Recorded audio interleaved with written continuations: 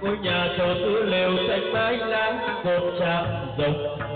bám đi mồi tếu vi phong dần vằn tiến đi thành trên